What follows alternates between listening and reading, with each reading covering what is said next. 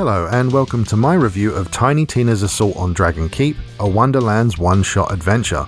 All the gameplay in this video was captured on a PlayStation 5 console, but the game's also available for PS4, all Xbox consoles and PC. Remember, if you enjoy this video or find it useful, I'd really appreciate it if you'd consider subscribing to the channel. It makes a huge difference and really does help smaller channels like mine to get noticed. So what is this game all about?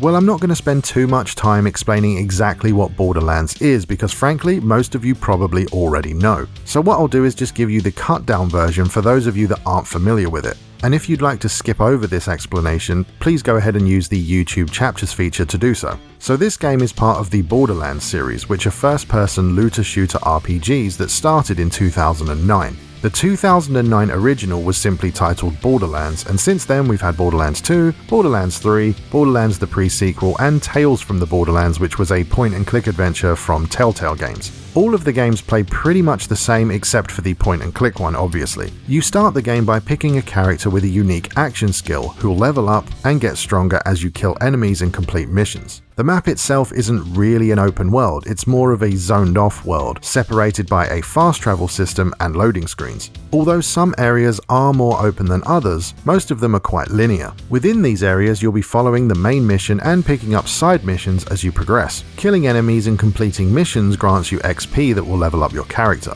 When this happens, you'll be given skill points to spend on multiple skill trees so you can build a character that suits your playstyle. The main draw of these games has arguably always been its gear and loot. The games are known to feature an almost unlimited combination of weapons both visually and statistically. Weapons are made from a pool of parts from various in-game fictional brands such as Tediore, Jacobs, and Malawan. These brands all have their own theme and style, and when the game drops a weapon, it randomly generates it for you from a list of brands and weapon parts to give you the impression of limitless combinations. I myself have put thousands of hours into the Borderlands games, and I've only ever seen a handful of guns that both look the same and have the same stats. You'll also find grenade mods, class mods, artifacts, and shields, which again all have randomized looks and properties. And so you should now have a decent idea of what Borderlands is, so let's talk about what this game is specifically. I've seen a lot of confusion about it, so I'll do my best to clear it up. This game actually started life as the 4th DLC expansion for Borderlands 2,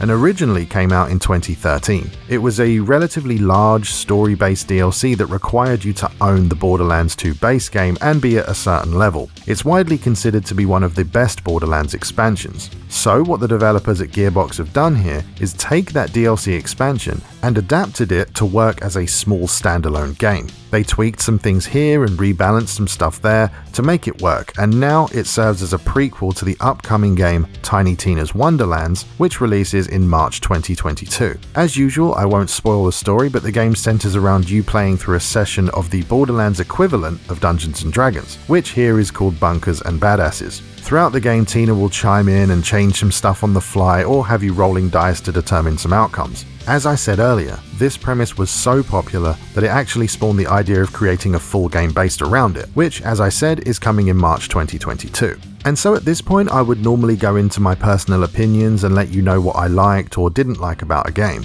Considering that this content is around 8 years old at this point and the special circumstances of its release, I'm going to do something a little bit differently. Firstly, I'll tell you now, I am a big Borderlands fan. I have been since the beginning in 2009. So there really isn't much that I don't like about the formula. I like the characters, I like the world, the visuals, the gameplay, and pretty much everything about the Borderlands world in general. Of course, some of these games weren't as good as the others, but you get the idea. So I think instead of giving you my clearly biased opinion and just saying everything is great, I'll give you some reasons as to why I think you might want to try this out, and also some reasons why you might not. If you've already played this DLC back in 2013 or any other time between then and now, do you really need to play this? The answer is no, not at all. It's almost identical to the original version with only a few minor changes. For example, in this game your character starts at level 1 and everything scales accordingly, unlike the original where you had to reach a certain level to access it, which of course made sense back then as it was the 4th DLC after the base game. So yeah, you really don't need to play this unless of course you just simply want to. It does come with a fresh set of trophies and achievements if that's your thing,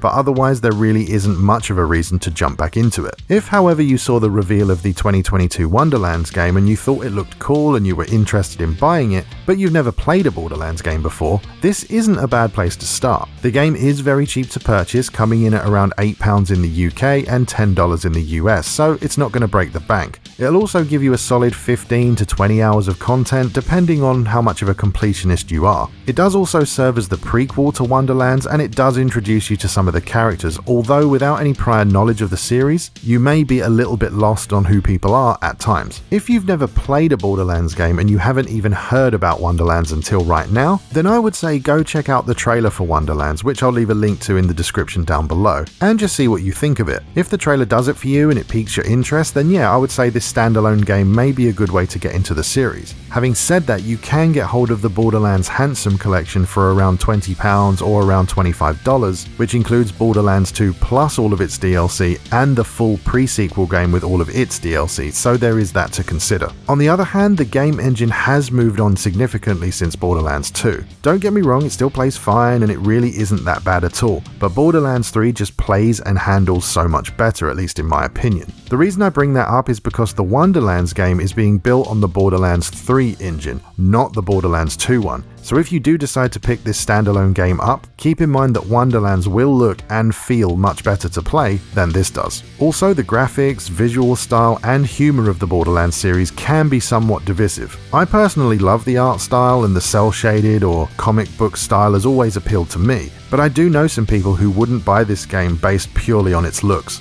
The humor is kinda hit and miss, but mostly hit for me. I mean, Borderlands 3, I really liked the gameplay, but didn't really enjoy the story or the humor, so it kinda depends on you personally. And one thing I really wanted to tack on here near the end is that if you do decide to download this game, make sure you go into the settings and check the controller layout. For some reason, the game defaults to a control scheme where L1 is aim and R1 is shoot, instead of it being the triggers, which is just kinda weird. But it's just something you should be aware of. And really, there isn't much more to say on this one, so let's wrap it up.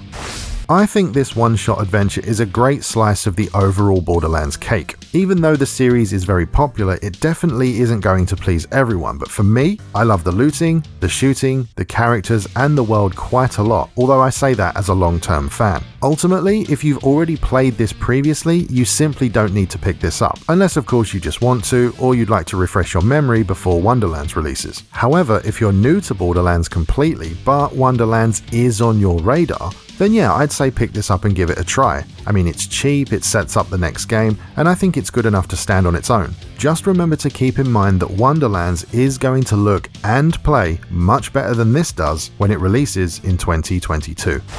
And so there you go, that's my review of Tiny Tina's Assault on Dragon Keep, a Wonderlands One-Shot Adventure. It's available right now for PS4, PS5, all Xbox consoles, and PC. If you have any questions, or perhaps there was something I missed that you'd like to know about, please feel free to leave a comment and I'll get back to you as soon as I can. If you enjoyed the video or found it useful, I hope today will be the day that I earn your subscription, and if you want to support the channel even further, all the important links are in the video description down below. But with all that said, thank you very much for watching, and I'll see you next time.